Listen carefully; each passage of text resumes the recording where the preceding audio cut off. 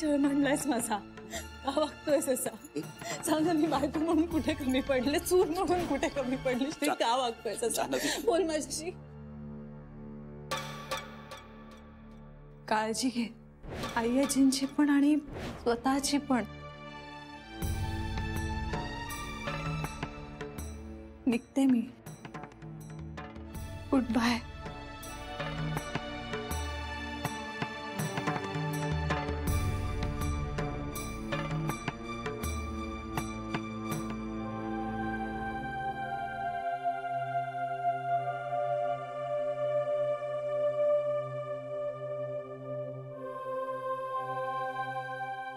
अरे आईजी, तू तू मला सांगायचंस ना, मी आलो असतो. श्री, मला फक्त खोटं बोलण्याचाच नाही, खोटं वागण्याचाही राग आहे. नको ना खोटं वागूस. टेन्शन येते तर येऊ दे, रडावंसं वाटतंय तर वाटू दे. न रडणं म्हणजे पुरुषार्थ नव्हे श्री. तसं नाही का आईजी? मला काहीही होणार नाहीये राजा, मी पूर्ण बरी आहे. आईजी, तू खरं बोलला नाहीस तरच त्रास होईल मला.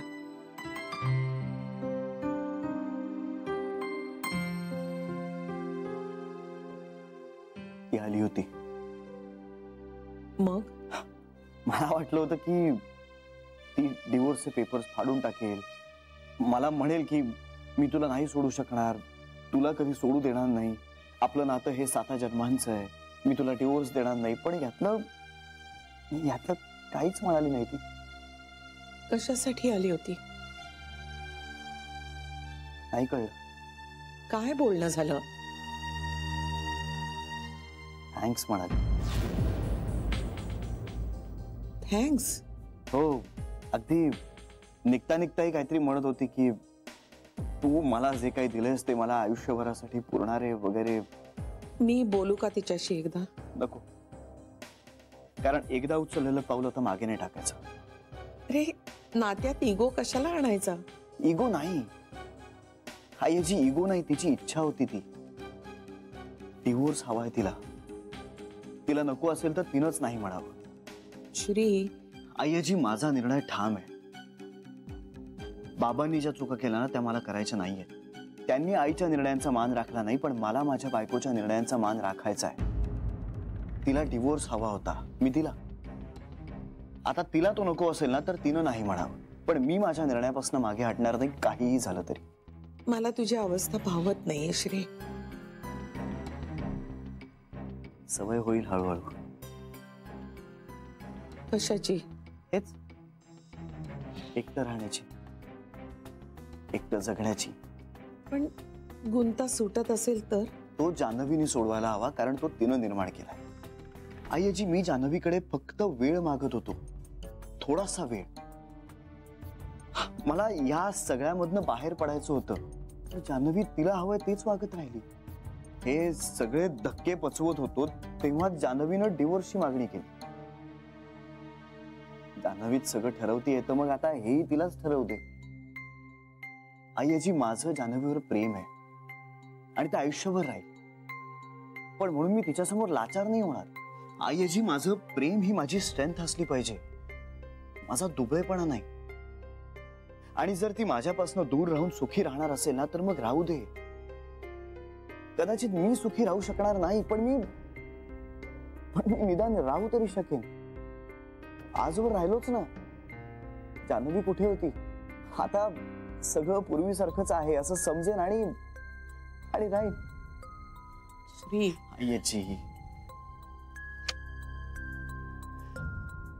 आईजी, तू काळजी करू नकोस. डोंट वरी, मला काहीही होणार नाही.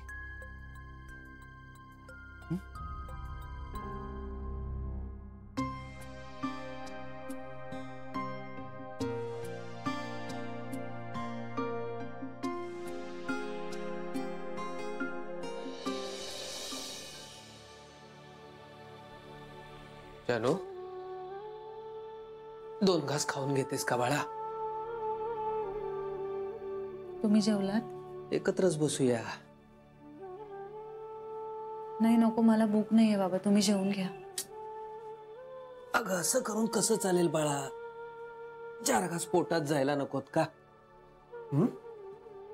एवढं काय चुकलं होतं बाबा माझं? ते बघ, या सगळ्याचा विचार आता तू नको करू. माझ्या हातात दुसरं काहीच नाहीये बाबा. त्याचं सगळंच ठरलेलं आहे. त्याला मी नकोय त्याच्या आयुष्यात. मी बोलणार आहे जावई बापूंशी. त्याने काय होणार आहे? तुझं लग्न वाचायला हवं बाळा. लग्न वाचवून नातं वाचणार नाही बाबा. अगं पण येणाऱ्या बाळाच्या भविष्याचा विचार नको का करायला? त्याआधी त्याच्या आयुष्याचा विचार केला पाहिजे ना. तू एकटीने कसं काढणार आहे सगळं आयुष्य? मी एकटी कुठे बाबा? आधीच सांगितलं असतं तर सगळा अनर्थ टाळला असता की काय कोण जाणे. त्या जर तरच्या गोष्टींना काय अर्थ आहे बाबा? मी माझ्या अकलेने वागले बाबा. आई आजींचा हार्ट अटॅक माझ्या बाळाच्या पायगुणाशी तर जोडला जाणार नाही ना, या कल्पनेनेच घाबरले होते मी. बरं, घरात कुणीही माझ्या बाळाचं स्वागत करण्याच्या मूडमध्ये नव्हतंच.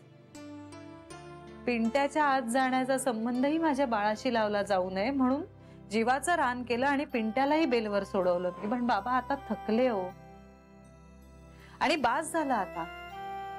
माझं बाळ माझं आहे आणि मला हवंय. कुणाला काय म्हणायचंय ते म्हणू दे, पण माझं बाळ माझं भाग्य आहे. हो ना? मग त्या येणाऱ्या जीवासाठी आई बाप दोघेही हवेत. मी वाढले की आईशिवाय? माझं कुठे काय बिघडलं?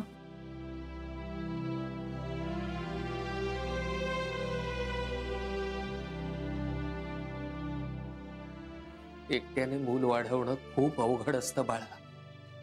पण अशक्य नसतं. मला पटतंय तुमचं, सोपं नाहीये. पण देवाने कधी मला सोपं आयुष्य दिलंच नाहीये ना. आयुष्याचे सगळे कठीण प्रश्नच टाकलेत. पण बाबा, ह्या प्रश्नानेच मला खंबीर बनवलंय. बघ, आता ह्या क्षणी तू काही नको ठरवूस. याआधी मी काहीच ठरवलं नव्हतं. सगळं त्याचं त्यानेच ठरवलेलं. अगं पण ते मानण्याचं बंधन नाहीये ना तुला. न मानावं असं काही कारणही नाहीये ना. कारण आहे, कारण आहे तुझ्याकडे बाळा. ते माझ्या जगण्याचं कारण आहे. आणि श्रीला मिळवण्यासाठी माझ्या बाळाचं कारण म्हणून वापर नाही करायचा मला.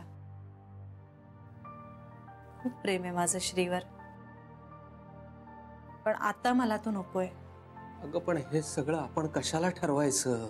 बाबा, ठरवलं नाही तर जगू कशी? आणि माझ्या बाळासाठी आता मला जगायलाच हवं. आता सगळं त्याच्यासाठी ठरवलं पाहिजे. श्रीचा विचार करत राहिले तर जगूच शकणार नाही. पण आता मला जगायला हवं, चांगलं जगायला हवं. हे सगळं असं ठरवताना तुला भीती वाटत नाहीये जानू? भीती ना सगळं ठरवेपर्यंत वाटते. एकदा ठरलं की ठरलं. असं काही नको ठरवूस तू. आता ठरलं बाबा. मला श्रीचा खूप राग येतोय. त्याला मनातून काढून टाकणं शक्य नसलं तरी आता मला तो आयुष्यात नकोय. श्रीने खूप जास्त त्रास दिलाय मला, आणि या अवस्थेत मला आता त्रास करून घेणं शक्य नाहीये. खूप जास्त रडवलंय त्याने मला, आणि आता मला रडायचं नसेल तर मला रडवणारा माणूसच नको आयुष्यात. अगं तो तुझा नवरा आहे बाळा. होता बाबा. हे बघ, सगळ्या वेळा सारख्या नसतात, ते बदलतील. मला बदल आवडत नाहीत. पण म्हणून बदल चुकतात का? टाळता येतात. तर आपली माणसं टाळून कसं चालेल बाळा? आपली माणसं आपली राहिली नाहीत तर ती टाळलेलीच बरी. माझ्या बाळाने माझं गणित सोपं करून टाकलंय. श्री वजा केल्यावर शून्य होतं माझं आयुष्य. आज माझ्या पोटात एक जीव वाढतोय ज्यात श्रीचा अंश आहे. माझ्यासाठी त्याच्यापेक्षा महत्वाचं कुणीच नाही आता. माझं ठरलंय बाबा, आता माझं आयुष्य, वेळ, एनर्जी सगळं माझ्या बाळासाठी. मी आहे त्याची आई. बाबा, तुम्ही एका खंबीर मुलीला जन्म दिलाय. आणि आता तीच मुलगी आई म्हणून खंबीरपणे उभी राहणार आहे. मला आता तुझी खूप काळजी वाटते बाळा. मला पण वाटत होती, पण फक्त निर्णय होईपर्यंतच. आणि श्रीचा निर्णय झालाय. I respect his decision. आणि आता तो निर्णय माझा नसला तरी तो ऍक्सेप्ट करण्याशिवाय मला गत्यंतर नाहीये. या गोष्टीसाठी श्रीला कधीच माफ करणार नाही मी. माझ्या बाळाचा अक्षम्य गुन्हा केलाय त्याने. माझं दुर्दैव बघा ना बाबा, त्याची बायको म्हणून माझं नातं संपलं आणि त्याच्या बाळाची आई म्हणून सुरू झालं. आणि आई म्हणून ना मी नात्यात कमी पडणार आहे ना कर्तव्यात. मग त्यासाठी मला कितीही मोठी किंमत मोजावी लागली तरी चालेल. आता काय आहे तुझ्या मनात? I hate Shri. आतोनात तिरस्कार वाटतोय मला त्याचा. नाही, मला नाकारलं म्हणून नाही, पण माझ्या बाळाच्या पहिल्या चाहुलीपासूनच त्याने त्याच्या डोक्यावरचं छत्र काढून घेतलं बाबा. ज्या गोष्टीसाठी त्याने आयुष्यभर त्याच्या बाबांचा तिरस्कार केला त्यापेक्षा वेगळं काहीच नाही वागला तो. श्री त्याच्या बाळाशी सुद्धा तेच वागला. पण त्यांना कुठे ठाऊक आहे हे सगळं? बाबा, मी खूपदा सांगण्याचा प्रयत्न केला, पण ना त्याने मला बोलण्याची संधी दिली ना माझं ऐकून घेण्याचं सौजन्य दाखवलं. मनात आलं तोडून टाकलं. काय वेगळं वागला तो त्याच्या बाबांपेक्षा.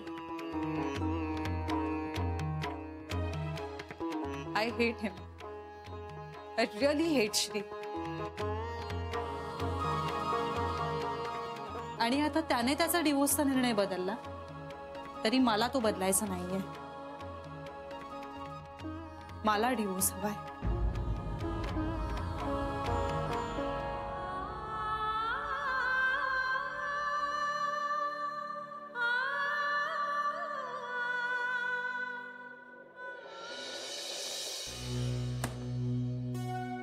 औषध घेतलं का हो तुम्ही? पित्त कमी आहे आता जरा तरी? पित्त कमी आलाय का जरा तरी आता? कशामुळे काय होतंय तेच कळत नाही मला. विचार करून करून डोकं असं भणभणायला लागलंय. सतत काहीतरी घडेल असं वाटून ना, असा जीव घाबरायला होतो मला. का असं करू? तुमच्याच तब्येतीला बरं नाहीये ते. जरा विचार नाही थांबवत आहेत. प्रॉब्लेम आहे. तर कुठून तरी कसं तरी या सगळ्याचं कनेक्शन माझ्याच नशिबाशी लागलं ना. तुमच्याच नशिबाशी म्हणजे मीच निमित्त ना या सगळ्याला. असं काहीही नाहीये. दृष्ट लागली त्यांना कुणाची तरी. आता हे सगळं परत तुम्ही स्वतःवरच घेताय म्हणजे अति होतंय. हा, मी घेत नाहीये. आणि मी समजा घेतला नाही तरी परिस्थिती बदलणार आहे का? नाही ना. कुठून मला ते विघ्नेश्वर बेकर्स नाव सुचलं आणि कुठून ती कंपनी सुरू करायला मी होकार दिला असं झालंय. मी तेव्हाच नाही म्हटलं असतं ना तर हे काही झालंच नसतं. आज माझ्याच काय. अरे जाग्यात अजून? हो, तू का आलायस खाली? पाणी ठेवलं होतं ना मी तुझ्या खोलीत.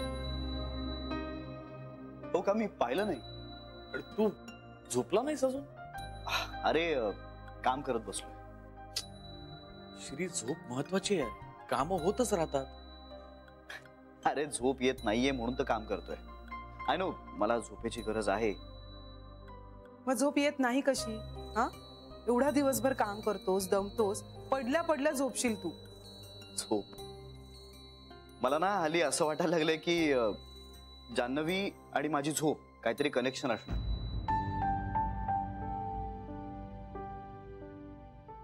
ती गेली आणि झोपही गेली. श्री, असं काही नाहीये. हे सगळं स्ट्रेसमुळे होतं. अरे स्ट्रेस इतर वेळी असतो की, पण तेव्हा लागतेच झोप. जान्हवी असली की मला झोप लागते शांतपणे. आता हे एवढं सगळं झालं, माझ्या तोंडाला काळं फासलं, पण तेव्हाही झोपलोच की नीट. पण आता जान्हवी गेली आणि झोपही गेली.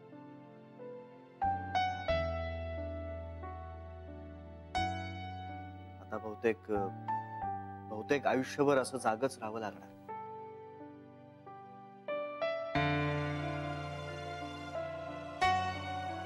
एनिवे, या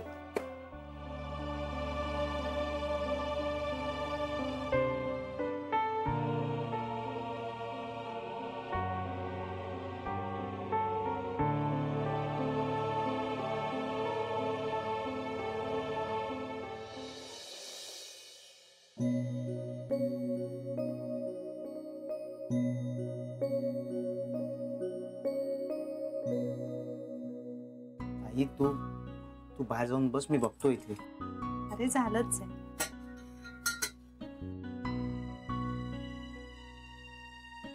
हे दमल्यासारखी दिसतेस. नाही रे, असं काही नाही. आलंच.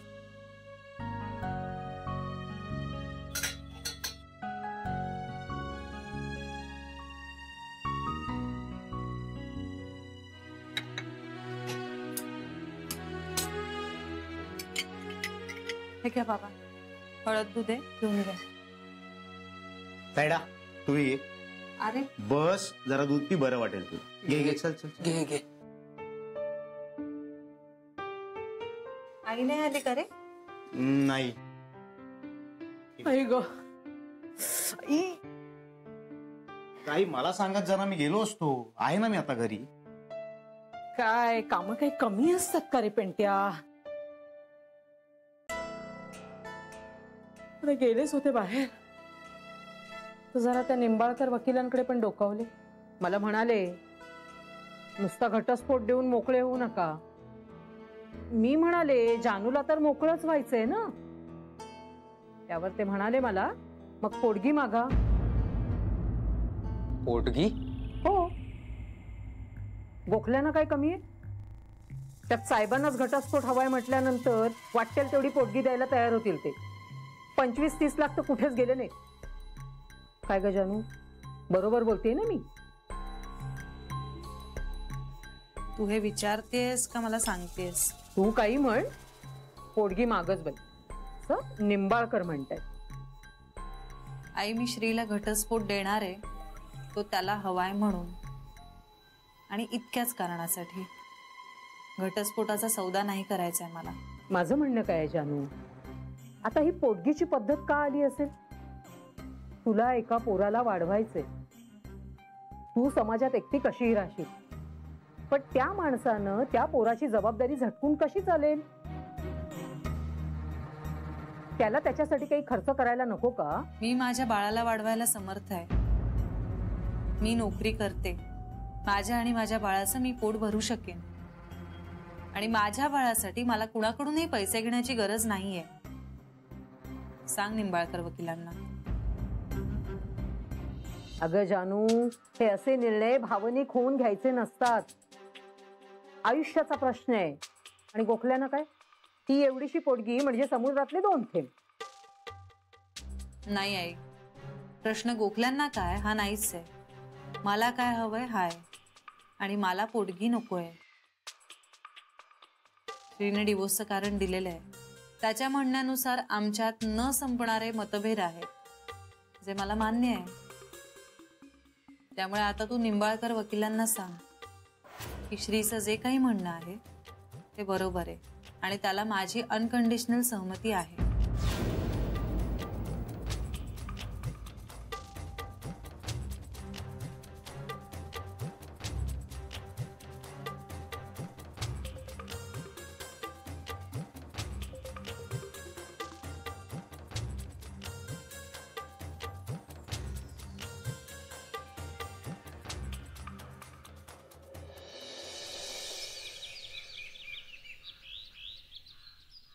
आई चल, मी जाऊन येते. एवढ्या सकाळची कुठे चाललीस तू? अगं चालायला जाते. आता कुठे? संध्याकाळची जा ना. संध्याकाळी पोल्युशन जास्त असतं. आणि ठीक आहे अगं, मी तिथे असताना सुद्धा सकाळी जायचंय. बरं चल, येते.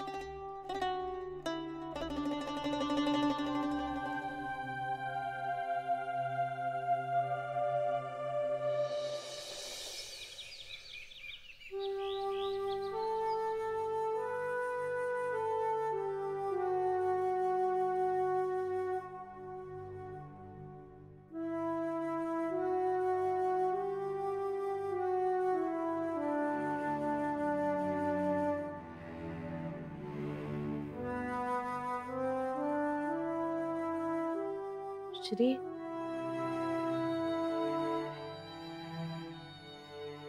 बस हं, चहा आणते. ए आई नको, परत आल्यानंतर घेईन. श्री, झोप झाली नाहीये का नीट? नाही. झोप नीट झाली नसेल तर व्यायाम करू नये असं म्हणतात.